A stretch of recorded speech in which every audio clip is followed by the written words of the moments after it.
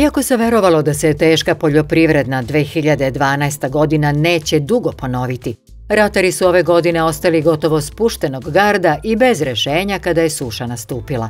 Također su, kažu, verovali da su kasni mraz i povremeni grad već bili dosta od svega lošeg što ih je moglo zadesiti. Ali, nažalost, to je bilo daleko od kraja lošim vremenskim prilikama. Poljoprivrednog proizvođača Velimira Racića iz Crepaje ipak smo zatekli u setvi pšenice. Ne odustaje, kaže, od porodične proizvodnje, iako je ova godina bila težak udarac i njegovom privređivanju. Ja sam nasledio zemlju od oca, radio sam kao mašinski inženjer u Petrohemiji. Tako da sad radim poljoprivredu, pošto sam u penziji, sa roditeljima sam radio non stop i posle sam nastavio i uz posao u firmi i koliko sam mogao da stignem. Imam 10 hektara ukupno, eto sad sejemo pšenicu na dva jutra, a gajim soju, suncokret i kukuruz.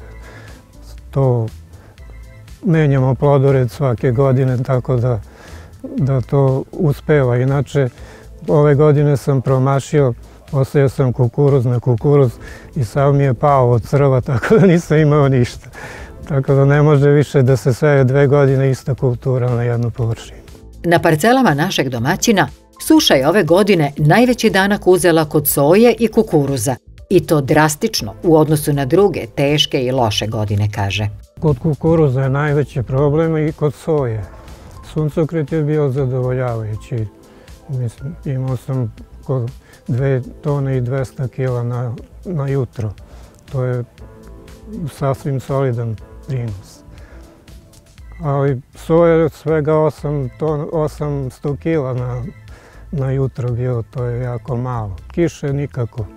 Uvek ili pada ono kao magla ili nešto sitno, ništa da nakvasi, da se vidi da je pala kiša. Tako da je sve zbog suše bilo katastrofa. Kukuruzu uopšte nemate prinos? Pa ima, ali to, znate kakav je sad, klip je kao onaj što smo ranije odbacivali. Sad je sve tako sitan, nikakav, ne znam kako da opišem. Naprimjer, na jednoj parceli u Livadama, koja je kao najrodniji teren naš, prošle godine sam imao 7 prikolica na toj parceli, a sad jedva 1,5. I sad vidite koja je to razlika i to nikakav kvalitet. Ne znam šta drugo da vam kažem, to je ono što je činjenica. Ali tu nije kraj lošim vremenskim uslovima ove godine.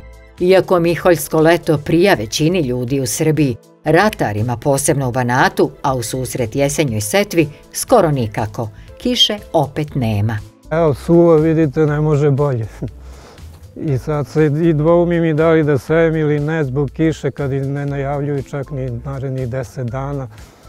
Ali ne možemo ni da čekamo, sad je optimalni rok za setvu. I sav repromaterijal mora se nabaviti u susret novoj sezoni, bez obzira na gubitke i to da li je zarade bilo ili ne. Velimir kaže da mu na tom putu mnogo znače pogodnosti koje dobija kao član zadruge. Treba pribaviti sve, isfinansirati, to je sad glavni problem. Ja uglavnom imam sina, on je u zadruzi našoj u Crepaji, pa preko zadruge nabavljamo sav repromaterijal. Tako da nam je to puno lakše i onda kroz robu vraćamo u jesen kompletan dug.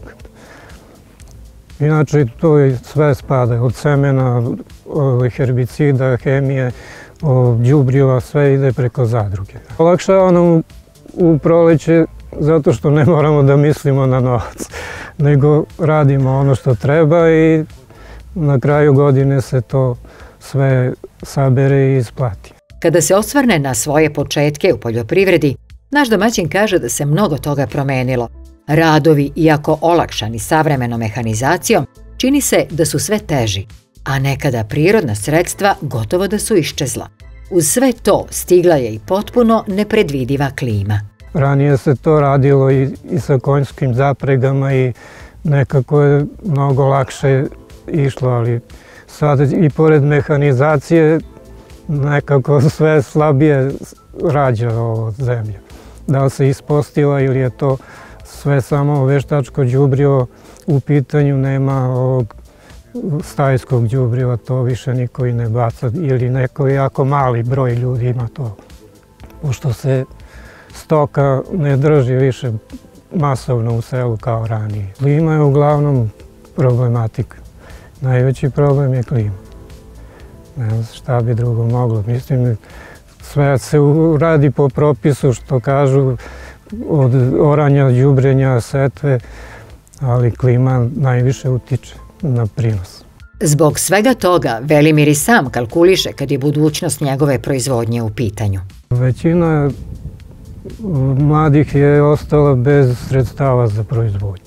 Zato što su zbog ovih svih problema sa klimom u proizvodnji malo ko je zadržao male površine. To se uglavnom izdaje u zakup, tako da mali broj ljudi sad radi velike površine, tako da za ovu omladinu baš i nema neke mogućnosti. Ja neću sigurno, ali sinovi ako reše nešto, sad će oni da preuzmu dalje vođenje poljoprivrede i gazdinstva. Inače, na mlađeg sina je i registrovano gazdinstvo, tako da je on i član zadruge i prema mogućnostima verovatno će on nešto dalje da preuzme. Ja sam svoje odradio.